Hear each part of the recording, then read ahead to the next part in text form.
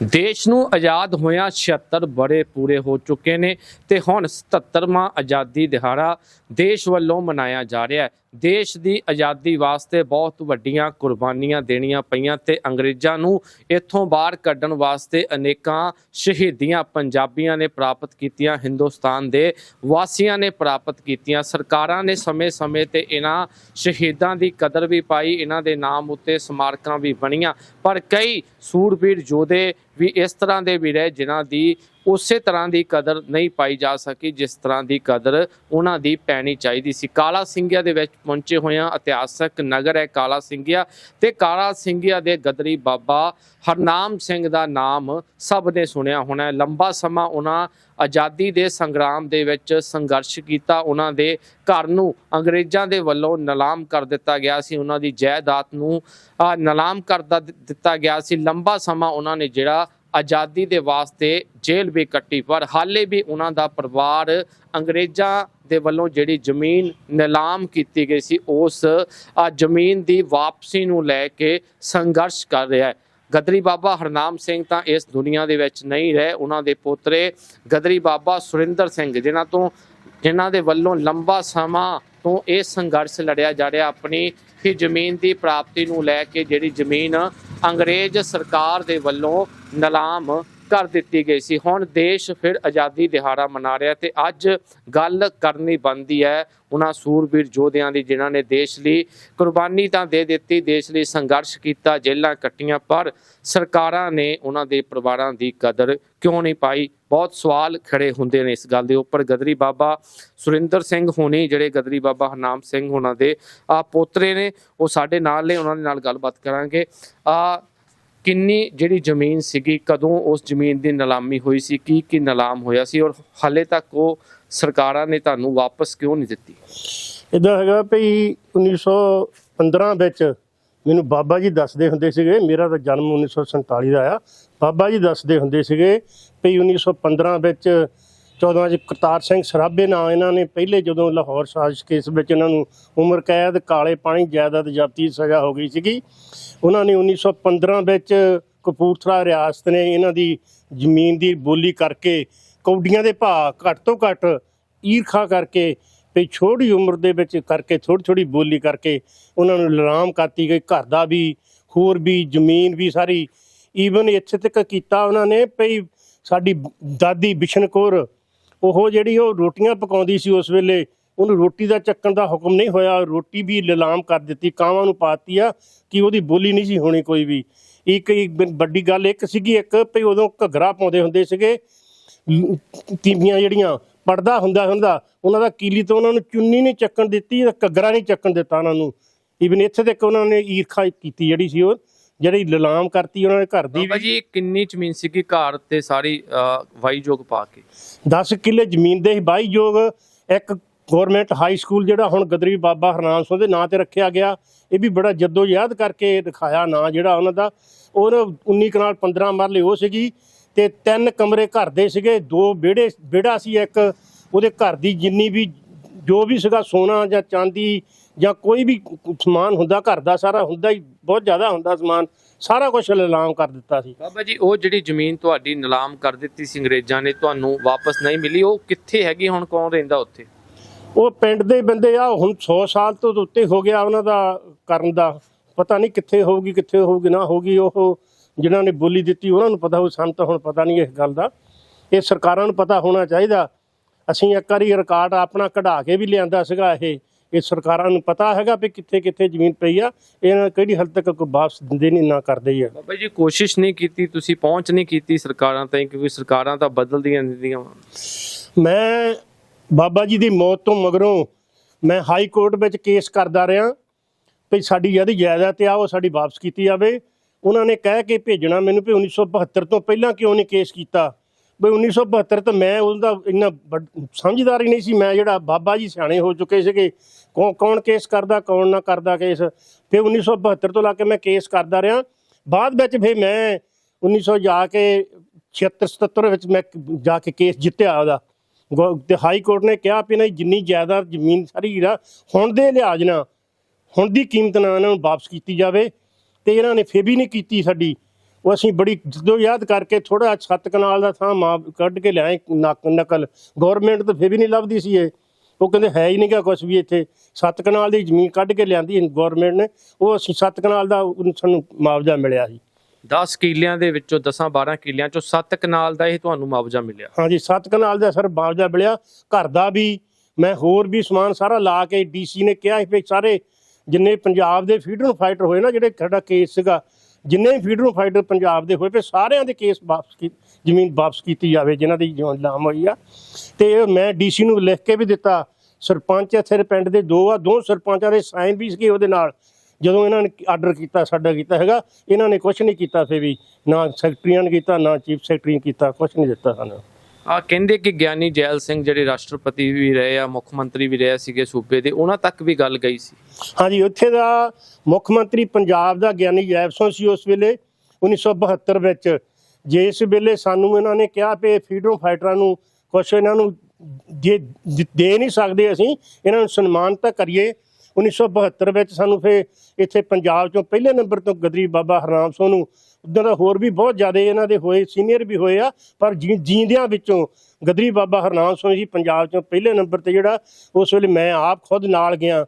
ਉੱਥੇ ਬੀਬੀ ਗਿਰੀ ਸੀਗਾ ਰਾਸ਼ਟਰਪਤੀ ਤੇ ਇੰਦਰਾ ਗਾਂਧੀ ਪ੍ਰਧਾਨ ਮੰਤਰੀ ਸੀ। ਸਾਨੂੰ ਉੱਥੇ ਤਾਰਨਾ ਪੱਤਰ ਦਿੱਤਾ ਉਹਨਾਂ ਨੇ ਤੇ ਇੱਕ ਹੋਰ 2-3 ਕਿਤਾਬਾਂ ਦਿੱਤੀਆਂ ਸਾਨੂੰ। ਇਹ ਲਾਲ ਕਿਲੇ ਵਿੱਚ ਸਾਨੂੰ ਉੱਥੇ ਤੇ ਜਿੱਥੇ ਝੰਡਾ ਚੜਾਉਣਾ ਜਿਹਦਾ 15 ਅਗਸਤ ਨੂੰ, ਉੱਥੇ ਵੀ ਸਾਨੂੰ ਲੈ ਕੇ ਗਏ ਤੇ ਅੰਦਰ ਵੀ ਲਾਲ ਕਿਲੇ ਦੇ ਜਾ ਕੇ ਸਾਨੂੰ ਸਨਮਾਨਿਤ ਕੀਤਾ। ਬਾਬਾ ਜੀ, ਜਿੱਦਾਂ ਕਿ ਆਜ਼ਾਦੀ ਦਿਹਾੜੇ ਤੇ ਹਰ ਸਾਲ ਜਿੱਦਾਂ ਗੁਰੂ ਨਾਨਕ ਸਟੇਡੀਅਮ ਕਪੂਰਥਲੇ 'ਚ ਵੀ ਸਮਾਗਮ ਹੁੰਦਾ ਹੈਗਾ, ਉੱਥੇ ਤੁਹਾਨੂੰ ਫਿਰ ਪ੍ਰਸ਼ਾਸਨ ਬੁਲਾਉਂਦਾ ਆ ਸਨਮਾਨਿਤ ਕਰਨ ਵਾਸਤੇ? ਕਦੀ ਨਹੀਂ ਸਾਨੂੰ ਬੁਲਾਇਆ, ਹਾਲੇ ਤੱਕ ਤਾਂ ਕਦੀ ਨਹੀਂ ਕਿਸੇ ਨੇ ਕੁਛ ਕੀਤਾ। ਸਿਰਫ ਇੱਕ DC ਸੀਗਾ 1989 ਦੀ ਗੱਲ ਆ ਇਹ, ਉਹ ਜਿਹੜੇ ਪ੍ਰੀਤਮ ਸਿੰਘ ਨੇ ਕਿਤਾਬ ਲਿਖੀ ਆ ਕਾਲਾ ਸਿੰਘੀਆਂ ਨੇ, ਉਹ ਇੱਕ ਵਾਰੀ ਉਹਦਾ ਯਾਰ ਦੋਸਤ ਸੀਗਾ ADC, ਉਹ ਸਾਡੇ ਪਿੰਡ ਆ ਕੇ ਮਨਾ ਕੇ ਗਿਆ। ਕਿਸੇ ਹੋਰ ਸਰਕਾਰੀ ਮਹਿਕਮੇ ਨੇ ਸਾਡੀ ਕਿਸੇ ਨਾਲ ਕੁਛ ਨਹੀਂ ਕੀਤਾ 1972 ਤੋਂ ਲੱਗ ਕੇ। ਬਸ ਬਾਬਾ ਹਰਨਾਮ ਸਿੰਘ ਉਹਨਾਂ ਨੇ ਕਿੰਨਾ ਸਮਾਂ ਜੇਲ੍ਹ ਕੱਟੀ ਸੀਗੀ? ਉਹਨਾਂ ਦੇ ਨਾਲ ਹੋਰ ਕਿਹੜੇ ਦੇਸ਼ ਭਗਤ ਸੀਗੇ ਜੇਲ੍ਹ 'ਚ ਰਹੇ? ਬਾਬਾ ਜੀ ਮੈਨੂੰ ਦੱਸਦੇ ਹੁੰਦੇ 1915 ਵਿੱਚ ਸਾਡਾ ਪਹਿਲੇ ਲਾਹੌਰ ਸਾਜ਼ਿਸ਼ ਕੇਸ ਵਿੱਚ ਉਮਰ ਕੈਦ, ਕਾਲੇ ਪਾਣੀ, ਜਾਇਦਾਦ ਸਬਜ਼ੀ ਦੀ ਕੀਤੀ ਸਜ਼ਾ ਦਿੱਤੀ ਆ। ਉਹਨਾਂ ਨੂੰ ਵਾਅਦੇ ਮਾਫ ਗਵਾਹ ਪਛਾਣ ਨਹੀਂ ਸਕਿਆ ਸੀਗਾ। ਇਹ 16 ਬੰਦੇ ਸੀਗੇ, 16 ਬੰਦਿਆਂ ਵਿੱਚੋਂ 4 ਵਾਅਦੇ ਮਾਫ ਗਵਾਹ ਬਣ ਗਏ ਸੀ ਇਹਨਾਂ ਦੇ, ਤੇ ਜਿਨ੍ਹਾਂ ਨੂੰ 12 ਬੰਦਿਆਂ ਨੂੰ ਫਾਂਸੀ ਦੇਣ ਦਾ ਨਾ ਆਰਡਰ ਦਿੱਤਾ। ਇਹਨਾਂ ਨੇ ਕਿਹਾ ਸਾਡੀ ਸ਼ਨਾਖਤ ਕਰਾਈ ਜਾਵੇ ਵੀ ਇਹ ਝੂਠ ਬੋਲਦੇ ਆ। ਉਹ ਉਹਨਾਂ ਨੇ ਸ਼ਨਾਖਤ ਕੀਤੀ, 6 ਬੰਦਿਆਂ ਨੂੰ ਇਹ ਨਹੀਂ ਪਛਾਣ ਸਕੇ, ਉਹਨਾਂ ਨੂੰ ਵਾਅਦੇ ਮਾਫ ਗਵਾਹ ਦਾ, ਇਸ ਕਰਕੇ ਇਹਨਾਂ 6 ਨੂੰ ਫਾਂਸੀ ਨਹੀਂ ਦਿੱਤੀ। ਉਮਰ ਕੈਦ, ਕਾਲੇ ਪਾਣੀ, ਜਾਇਦਾਦ ਜ਼ਬਤੀ ਦੀ ਕੀਤੀ ਆ। ਈਵਨ ਜੱਜ ਬਾਬਾ ਜੀ ਮੈਨੂੰ ਦੱਸਦਾ ਸੀਗਾ, ਬਾਬਾ ਜੀ ਆਪ, ਤੇ ਜੱਜ ਮੈਨੂੰ ਕਹਿੰਦਾ ਸੀਗਾ ਇਹ ਵੀ ਬਾਬਾ ਜੀ ਤੁਮ ਫਾਂਸੀ ਦੇ ਹੱਕਦਾਰ ਸੀਗੇ, ਵਾਅਦੇ ਮਾਫ ਗਵਾਹ ਪਛਾਣ ਨਹੀਂ ਸਕਿਆ, ਮੈਂ ਮਜਬੂਰ ਹਾਂ ਇਸ ਗੱਲ ਤੇ। ਇਸ ਕਰਕੇ ਬਾਬਾ ਜੀ ਨੂੰ 6 ਨੂੰ ਫਾਂਸੀ ਦਿੱਤੀ ਤੇ 6 ਨੂੰ ਉਮਰ ਕੈਦ, ਕਾਲੇ ਪਾਣੀ, ਜਾਇਦਾਦ।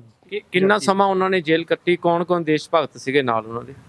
ਬਾਬਾ ਜੀ ਨੇ ਘੱਟ ਤੋਂ ਘੱਟ 1600 ਲਾ ਕੇ ਤੇ 1936 ਤੱਕ ਬਾਬਾ ਜੀ ਮੈਨੂੰ ਦੱਸਦੇ ਹੁੰਦੇ ਕਿ 21 ਸਾਲ 9 ਮਹੀਨੇ 3 ਦਿਨ ਕਿੰਨੇ ਲੱਗੇ ਸੀਗੇ।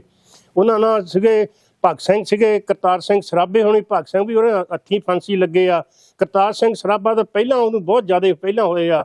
ਭਾਈ ਰਣਧੀਰ ਸਿੰਘ ਹੋਰ ਨਾਲ ਰਹੇ ਆ, ਹੈ ਕਿ ਨਹੀਂ। ਸੋਹਣ ਸਿੰਘ ਭਖਣਾ ਹੋਣੀ ਜਿਹੜੇ ਆ ਉਹ ਸਾਰੇ ਇਹਦੇ ਨਾਲ ਸੀ, ਬਾਬਾ ਜੀ ਸੀਗੇ। ਬਾਬਾ ਜੀ ਨੇ ਇਹਨੇ ਦੱਸਿਆ ਕਿ ਉਹਨੇ 16 ਬੰਦੇ ਹਜ਼ਾਰੀ ਬਾਗ ਚੋਂ ਜਦੋਂ ਪਹਿਲਾਂ ਸਭ ਤੋਂ ਫਰਾਰ ਹੋਣ ਦਾ, ਜੇਲ੍ਹ ਭੱਜਣ ਦਾ ਨਾ ਕੀਤਾ ਹੈਗਾ ਰਿਕਾਰਡ, ਉਹ 16 ਬੰਦੇ ਸੀ ਇਸ ਵੇਲੇ ਬਾਬਾ ਜੀ ਦੇ ਨਾਲ। ਤੁਸੀਂ ਹੁਣ ਭਗਵੰਤ ਮਾਨ ਸਰਕਾਰ ਤੱਕ ਨਹੀਂ ਪਹੁੰਚ ਕੀਤੀ ਕਿ ਉਹ ਤਾਂ ਬਹੁਤ ਜ਼ਿਆਦਾ ਕਹਿੰਦੇ ਕਿ ਅਸੀਂ ਸੋਚ ਰਹੇ ਹਾਂ ਫਰੀडम ਫਾਈਟਰ ਬਾਰੇ? ਫਰੀडम ਫਾਈਟਰ ਬਾਰੇ ਉਹਨਾਂ ਕੀ ਸੋਚਣਾ, ਮੈਂ ਆਪ ਦੇਖਿਆ ਖੁਦ। ਉੱਦਾਂ ਵੀ ਇੱਥੇ ਮੈਨੂੰ ਅਖਬਾਰ ਵਿੱਚ ਵੀ ਆਇਆ, ਮੈਂ ਪੜ੍ਹਿਆ ਵੀ 9500 ਰੁਪਈਆ ਉਹਨੂੰ ਪੈਨਸ਼ਨ ਦਿੱਤੀ ਜਾਵੇ ਫਰੀडम ਫਾਈਟਰਾਂ ਦੇ ਪੋਤੇ ਪੜੋਤਿਆਂ ਨੂੰ, ਗਾਂਹ ਤੋਂ ਗਾਂਹ ਜਿਹੜੇ ਉਹਨਾਂ ਦੇਸ਼ ਦੇ ਹੈਗੇ ਆ ਪਰਿਵਾਰ ਆ ਜਿਹੜੇ। ਉਹ ਮੈਂ ਉਹ ਦੋਹਰੀ ਵਾਰੀ ਫੇਰ ਮਗਰੋਂ ਮਹੀਨੇ ਕੇ ਬਾਅਦ ਆਇਆ ਵੀ 11000 ਰੁਪਏ ਕੀਤਾ ਜਾਵੇ। ਮੈਂ ਇਹਨਾਂ ਤੋਂ ਮਾੜੀ ਜਿਹੀ ਇੱਕ ਬੰਦੇ ਨੂੰ ਪਹੁੰਚ ਕੀਤੀ, ਉਹ ਕਹਿੰਦਾ ਵੀ ਤੂੰ ਫਰੀडम ਫਾਈਟਰ ਹੈਗਾ ਵੀ ਇਹ ਪੋਤੇ ਦਾ ਉਹਦਾ ਕਿ ਨਹੀਂ ਹੈਗਾ। ਇਹਨਾਂ ਦੇ ਅਖਬਾਰਾਂ ਵਿੱਚ ਤਾਂ ਕੋਈ ਇਹਨਾਂ ਦੇ ਵਿੱਚ ਹੈ ਹੀ ਨਹੀਂ ਅਸੀਂ ਕੁਝ ਵੀ। ਈਵਨ ਸਾਡੀ ਜਿਹੜਾ ਸੁਪਰੀਮ ਕੋਰਟ ਆ, ਹਾਈ ਕੋਰਟ ਆ, ਉਹਨੇ ਤਾਂ ਸਿੱਧ ਕਰ ਦਿੱਤਾ ਵੀ ਇਹ ਫਰੀडम ਫਾਈਟਰ ਆ, ਇਹਨੂੰ ਆ ਵਾਪਸ ਕੀਤੀ ਜਾਵੇ ਜ਼ਮੀਨ। ਮੇਰੇ ਕੋਲ ਉਹਦੀ ਨਕਲ ਵੀ ਪਈ ਆ।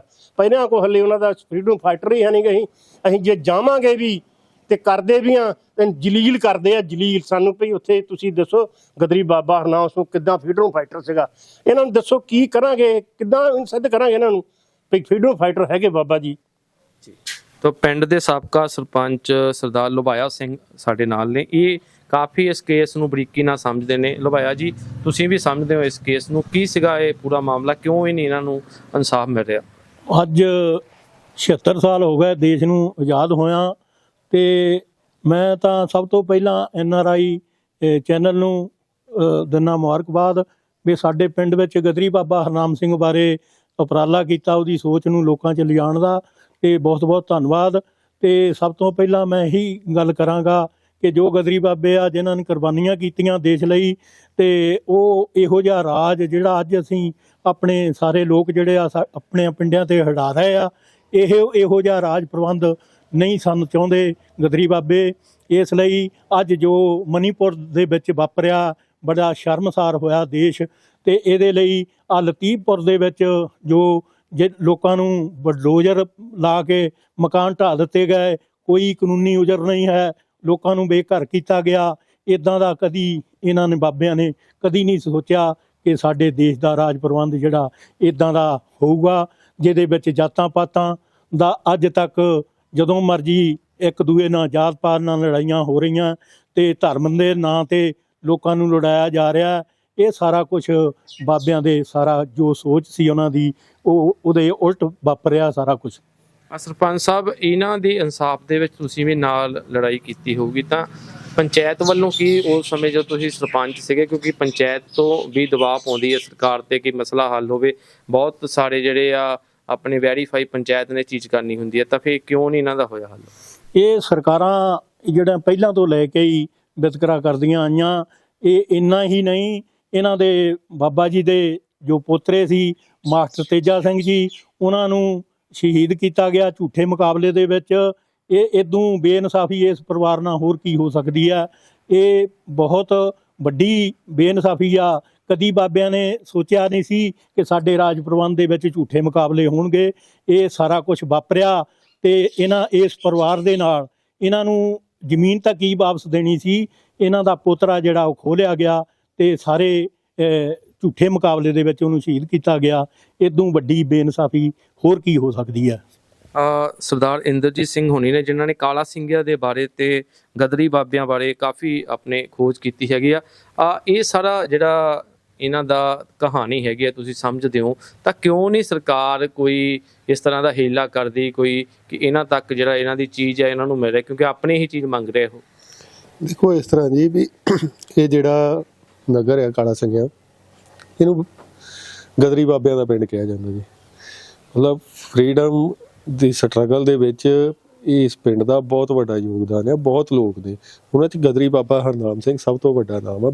21-22 ਸਾਲ ਉਹਨਾਂ ਨੇ ਆਪਣੀ ਜ਼ਿੰਦਗੀ ਜਿਹੜੀ ਆ ਉਹ ਜੇਲ੍ਹ ਦੇ ਵਿੱਚ ਬਿਤਾਈ ਆ। ਔਰ ਸ਼ਹੀਦ ਕਰਤਾਰ ਸਿੰਘ ਸਰਾਭੇ ਦੇ ਨਾਲ ਉਹ ਫਿਰੋਜ਼ਪੁਰ ਛਾਉਣੀ ਦੇ ਵਿੱਚ ਸੀ ਬਾਬਾ ਜੀ, ਜਦੋਂ ਉਹਨਾਂ ਦੀ ਮੁਲਾਕਾਤ ਕਰਤਾਰ ਸਿੰਘ ਸਰਾਭੇ ਦੇ ਨਾਲ ਹੋਈ ਹੈ।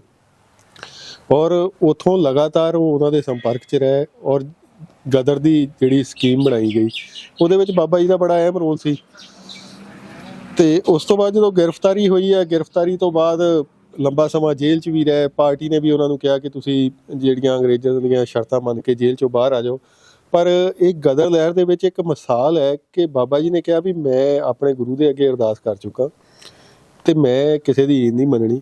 ਉਹਨਾਂ ਨੇ ਸ਼ਰਤਾਂ ਤੇ ਰਿਹਾਈ ਸਵੀਕਾਰ ਨਹੀਂ ਕੀਤੀ, ਚਾਹੇ ਪਾਰਟੀ ਨੇ ਵੀ ਉਹਨਾਂ ਨੂੰ ਕਿਹਾ ਵੀ ਅਸੀਂ ਤੁਹਾਨੂੰ ਮਤਲਬ ਪਾਰਟੀ 'ਚੋਂ ਵੀ ਕੱਢ ਦੇਵਾਂਗੇ ਜੇ ਤੁਸੀਂ ਨਹੀਂ ਮੰਨੇ, ਪਰ ਉਹਨਾਂ ਨੇ ਕਿਹਾ ਨਹੀਂ।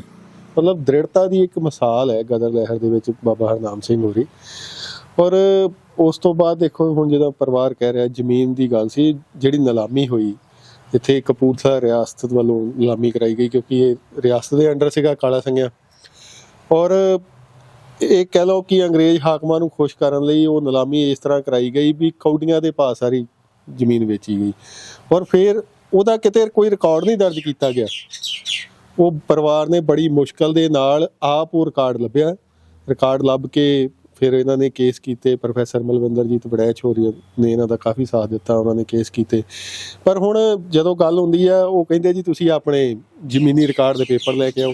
ਹੁਣ ਤੁਸੀਂ ਮੈਨੂੰ ਦੱਸੋ, ਜਿਹੜੇ ਘਰ ਦੀ ਨਿਲਾਮੀ ਹੋ ਗਈ ਉੱਥੇ ਬਾਬਾ ਜੀ ਨੇ ਜਿਵੇਂ ਦੱਸਿਆ ਵੀ ਘਰ ਦੀਆਂ ਜਿਹੜੀਆਂ ਰੋਟੀਆਂ ਪੱਕਦੀਆਂ ਸੀ ਤਵੇ ਤੇ ਉਹ ਵੀ ਨਿਲਾਮ ਕਰ ਦਿੱਤੀਆਂ ਤੇ ਉੱਥੇ ਪੇਪਰ ਬਚੇ ਹੋਣਗੇ ਜੀ। ਹੁਣ ਇਹ ਤੇ ਫਰਜ਼ ਸਰਕਾਰਾਂ ਦਾ ਬਣਦਾ ਨਾ ਵੀ ਉਹ ਜੋ ਉਹਨਾਂ ਦਾ ਰਿਕਾਰਡ ਆ ਉਹਨਾਂ ਦੇ ਹਿਸਾਬ ਨਾਲ ਉਹਨਾਂ ਨੂੰ ਮੁਆਵਜ਼ਾ ਦਿੱਤਾ ਜਾਂਦਾ, ਪਰ ਉਹ ਨਹੀਂ ਕੋਈ। ਇਹ ਆਪਣੇ ਤੌਰ ਤੇ ਇਹਨਾਂ ਨੇ ਮਤਲਬ ਬੜੇ ਪਰੇਸ਼ਾਨ ਹੋ ਕੇ ਜਿੱਦਾਂ ਵੀ ਸੀ ਹਾਈ ਕੋਰਟ ਤੱਕ ਵੀ ਪਹੁੰਚਾਂ ਕੀਤੀਆਂ। ਤੇ ਜਿਹੜਾ ਇਹ ਸਕੂਲ ਦੀ ਗੱਲ ਹੈ, ਸਕੂਲ ਅੱਜ ਬਾਬਾ ਹਰਨਾਮ ਸਿੰਘ ਹੋਰਾਂ ਦੇ ਨਾਮ ਤੇ ਰੱਖਣ ਲਈ ਇਹ ਮਤਲਬ ਕੋਈ ਸਰਕਾਰ ਨੇ ਉਹਨਾਂ ਦੀ ਮਤਲਬ ਜਿਹੜੀ ਕੁਰਬਾਨੀ ਹੈ, ਇਹ ਨਹੀਂ ਕਿ ਉਹਦੇ ਰਿਵਾਰਡ ਦੇ ਵਿੱਚ ਇਹ ਸਕੂਲ ਦਾ ਨਾਮ ਉਹਨਾਂ ਦੇ ਨਾਮ ਤੇ ਰੱਖ ਦਿੱਤਾ। ਇਹ ਤੇ ਬੜਾ ਲੰਬਾ ਇਹਨਾਂ ਨੇ ਇਹਦੇ ਲਈ ਵੀ ਸੰਘਰਸ਼ ਕੀਤਾ ਵੀ ਚਲੋ ਉਹਨਾਂ ਦੇ ਨਾਮ ਤੇ ਕੋਈ ਯਾਦਗਾਰ ਬਣ ਜਾਵੇ। ਤੇ ਸੁਖਜਿੰਦਰ ਸਿੰਘ ਸਾਡੇ ਜਿਹੜੇ ਇੱਥੋਂ ਸਿੱਖਿਆ ਮੰਤਰੀ ਸੀ, ਉਹ ਕੁਦਰਤੀ ਇਹਨਾਂ ਦੇ ਨਾਲ ਐਮਰਜੈਂਸੀ ਦੌਰਾਨ ਜੇਲ੍ਹ 'ਚ ਸੀ ਜਦੋਂ ਉਹਨਾਂ ਨੂੰ ਸਾਰੇ ਕੇਸ ਦਾ ਪਤਾ ਲੱਗਾ। ਤੇ ਉਸ ਤੋਂ ਬਾਅਦ ਉਹਨਾਂ ਨੇ ਉਹਨਾਂ ਦੀਆਂ ਕੋਸ਼ਿਸ਼ਾਂ ਸਦਕਾ ਇਹ ਜਿਹੜਾ ਸਕੂਲ ਦਾ ਨਾਮ ਹੈ ਉਹਨਾਂ ਦੇ ਨਾਮ ਤੇ ਰੱਖਿਆ ਗਿਆ। ਨਹੀਂ ਤੇ ਸਾਡੇ ਤੇ ਪਿੰਡ ਦੇ ਬਹੁਤ ਗਦਰੀ ਬਾਬੇ ਨੇ, ਇੱਥੋਂ ਜਿਹੜੇ ਸਾਡੇ ਗਦਰੀ ਬਾਬੇ ਨੇ, ਉਹਨਾਂ ਨੇ ਜਾ ਕੇ ਲਾਹੌਰ ਸਾਂਡਰਸ ਦਾ ਬੁੱਤ ਤੋੜਿਆ। ਉਹਨਾਂ ਦੇ ਨਾਮ ਤੇ ਕੋਈ ਯਾਦਗਾਰ ਨਹੀਂ, ਕੋਈ ਉਹਨਾਂ ਦਾ ਕਦੇ ਨਾਂ ਨਹੀਂ ਲੈਂਦਾ। ਇੱਥੇ ਸਾਡੇ ਉੱਧਰ ਸਾਡੀ ਖਾਸ ਕਾਲਾ ਪੰਚਾਇਤ ਤੋਂ ਨੇ, ਉੱਧਰ ਬਾਬਾ ਜੀ ਹੋਰੀ ਸੀਗੇ, ਉਹ ਚਾਈਨਾ ਦੇ ਵਿੱਚ ਸੀ, ਉਹਨਾਂ ਨੇ ਉੱਥੇ ਗਦਰ ਮੂਵਮੈਂਟ ਦੇ ਵਿੱਚ ਬਹੁਤ ਕੰਮ ਕੀਤਾ, ਉਹਨਾਂ ਦਾ ਕੋਈ ਨਾਮ ਨਹੀਂ ਲੈਂਦਾ। ਹੋਰ ਜਿਹੜੀਆਂ ਜੈਤੋ ਦਾ ਮੋਰਚਾ ਲੱਗਾ ਜਾਂ ਉਸ ਤੋਂ ਹੋਰ ਆਜ਼ਾਦੀ ਦੀਆਂ ਲੜਾਈ ਲਈ ਜਿੰਨੀਆਂ ਵੀ ਲਹਿਰਾਂ ਚੱਲੀਆਂ, ਉਹਨਾਂ ਦੇ ਵਿੱਚ ਸਾਰਿਆਂ ਦੇ ਵਿੱਚ ਕਾਲਾ ਸਿੰਘਾਂ ਦਾ ਯੋਗਦਾਨ ਹੈ। ਪਰ ਤੁਸੀਂ ਇਹ ਦੇਖੋ ਵੀ ਇੱਥੇ ਗਦਰ ਲਹਿਰ ਦੇ ਨਾਲ ਸੰਬੰਧਿਤ ਕੋਈ ਯਾਦਗਾਰ ਨਹੀਂ ਕਿਸੇ ਦੀ, ਕੋਈ ਕਿਸੇ ਦਾ ਨਾਮ ਨਹੀਂ ਲੈਂਦਾ, ਨਾ ਕੋਈ। ਸਰਕਾਰਾਂ ਦੀ ਵੀ ਅਣਦੇਖੀ ਦਾ ਸ਼ਿਕਾਰ ਹੈ ਜੀ ਏਰੀਆ ਪੂਰਾ। ਤੇ ਹੁਣ ਭਗਵੰਤ ਮਾਨ ਸਰਕਾਰ ਨੇ ਤਾਜ਼ਾ ਐਲਾਨ ਕੀਤਾ ਹੈਗਾ ਕਿ ਯਾਦਗਾਰਾਂ ਅਸੀਂ ਹਰ ਜਗ੍ਹਾ ਬਣਾਵਾਂਗੇ। ਤੁਹਾਨੂੰ ਲੱਗਦਾ ਕਿ ਇੱਥੇ ਹੁਣ ਕੋਈ ਸਵੱਲੀ ਨਿਗਾਹ ਜਿਹੜੀ ਸਰਕਾਰ ਦੀ ਕਾਲਾ ਸਿੰਘੀ ਵੱਲ ਵੀ ਆਊਗੀ? ਚਲੋ ਜੀ, ਉਹਦੇ ਲਈ ਹੁਣ ਇਸ ਤਰ੍ਹਾਂ ਅਸੀਂ ਪਰਿਵਾਰ ਨੂੰ ਨਾਲ ਲੈ ਕੇ ਪਹੁੰਚ ਕਰਾਂਗੇ ਉਹਨਾਂ ਤੱਕ, ਦੇਖਦੇ ਹਾਂ ਫਿਰ ਜੇ ਉਹ ਕੁਝ ਕਰਨਗੇ ਜੀ। ਪਿਛਲੀਆਂ ਸਰਕਾਰਾਂ ਨੇ ਤਾਂ ਕੁਝ ਕੀਤਾ ਨਹੀਂ, ਉਹਨਾਂ ਤੱਕ ਵੀ ਪਹੁੰਚ ਕਰਕੇ ਦੇਖ ਲੈਂਦੇ ਹਾਂ ਜੀ। ਤੋ ਇਸ ਪਰਿਵਾਰ ਦੀ ਕਹਾਣੀ ਹੈਗੀ ਆ ਕਿ ਕਿਸ ਤਰ੍ਹਾਂ ਦੇਸ਼ ਲਈ ਕੁਰਬਾਨ ਹੋਣ ਵਾਲੀਆਂ ਜਿਹੜੀਆਂ ਹਸਤੀਆਂ ਹੁੰਦੀਆਂ ਨੇ, ਉਹਨਾਂ ਦਾ ਕਿਸ ਤਰ੍ਹਾਂ ਸਰਕਾਰਾਂ ਮੁੱਲ ਪਾਉਂਦੀਆਂ ਨੇ। ਇਹ ਪਰਿਵਾਰ ਦੀ ਜਿਹੜੀ ਦਾਸਤਾਨ ਹੈਗੀ ਆ, ਇਸ ਪਰਿਵਾਰ ਦੀ ਜਿਹੜੀ ਕਹਾਣੀ ਹੈਗੀ ਆ, ਉਹ ਇਸ ਸਾਰੇ ਘਟਨਾਕ੍ਰਮ ਦੀ ਗਵਾਹੀ ਭਰਦੀ ਹੈ। ਹਾਲਾਂਕਿ ਬਹੁਤ ਸਾਰੇ ਜਿਹੜੇ ਸ਼ਹੀਦ ਹੋਏ ਨੇ ਉਹਨਾਂ ਨੂੰ ਮਾਨ ਸਨਮਾਨ ਸਮੇਂ-ਸਮੇਂ ਤੇ ਮਿਲਦਾ ਰਿਹਾ, ਪਰ ਇਹ ਜਿਹੜਾ ਪਰਿਵਾਰ ਹੈਗਾ, ਕਿਉਂਕਿ ਇਹਨੇ ਇਸ ਪਰਿਵਾਰ ਦੇ ਗਦਰੀ ਬਾਬਾ ਹਰਨਾਮ ਸਿੰਘ ਹੋਣਾ ਨੇ, ਤੇ ਇਸ ਤੋਂ ਇਲਾਵਾ ਜਿਹੜੇ ਪਿੰਡ ਦੇ ਬਹੁਤ ਸਾਰੇ ਇਸ ਤਰ੍ਹਾਂ ਦੇ ਗਦਰ ਲਹਿਰ ਦੇ ਸ਼ਹੀਦ ਹੋਏ ਨੇ ਜਿਨ੍ਹਾਂ ਨੇ ਦੇਸ਼ ਲਈ ਕੁਰਬਾਨੀ ਕੀਤੀ, ਦੇਸ਼ ਲਈ ਬਹੁਤ ਕੁਝ ਕੀਤਾ, ਪਰ ਸਮੇਂ ਦੀਆਂ ਸਰਕਾਰਾਂ ਨੇ ਉਸ ਤਰ੍ਹਾਂ ਉਹਨਾਂ ਦਾ ਮੁੱਲ ਨਹੀਂ ਪਾਇਆ ਜਿਸ ਤਰ੍ਹਾਂ ਦਾ ਮੁੱਲ ਪੈਣਾ ਚਾਹੀਦਾ ਸੀ। ਹਾਲੇ ਵੀ ਦੇਸ਼ ਆਜ਼ਾਦ ਹੋਏ ਨੂੰ ਕਈ ਦਹਾਕੇ ਬੀਤ ਚੁੱਕੇ ਨੇ, ਪਰ ਹਾਲੇ ਵੀ ਇਹ ਪਰਿਵਾਰ ਆਪਣੀ ਹੀ ਜਿਹੜੀ ਨਿਲਾਮ ਹੋਈ ਜਾਇਦਾਦ ਸੀ ਉਹਦੀ ਵਾਪਸੀ ਲਈ ਲੰਬੇ ਸਮੇਂ ਤੋਂ ਸੰਘਰਸ਼ ਕਰ ਰਿਹਾ। ਹੁਣ ਉਮੀਦਾਂ ਬਦਲਾਅ ਵਾਲੀ ਸਰਕਾਰ ਤੋਂ ਕੀਤੀਆਂ ਜਾ ਰਹੀਆਂ ਨੇ ਕਿ ਇਹ ਸਰਕਾਰ ਉਹਨਾਂ ਵਾਸਤੇ ਕੁਝ ਕਰੇਗੀ, ਕਿਉਂਕਿ 1-2 ਦਿਨ ਪਹਿਲਾਂ ਹੀ ਸਰਕਾਰ ਨੇ ਕਈ ਤਰ੍ਹਾਂ ਦੇ ਐਲਾਨ ਕੀਤੇ ਹੈਗੇ ਆ ਕਿ ਉਹ ਐਲਾਨ ਕਾਲਾ ਸਿੰਘਾਂ ਦੇ ਵਿੱਚ ਲਾਗੂ ਹੋਣਗੇ। ਇਹ ਤਾਂ ਸਮਾਂ ਦੱਸੇਗਾ। ਕੈਮਰਾਮੈਨ ਜਸਵਿੰਦਰ ਸਿੰਘ ਦੇ ਨਾਲ ਇੰਦਰਜੀਤ ਸਿੰਘ ਚਾਲ, NRA TV, ਕਾਲਾ ਸਿੰਘਾਂ।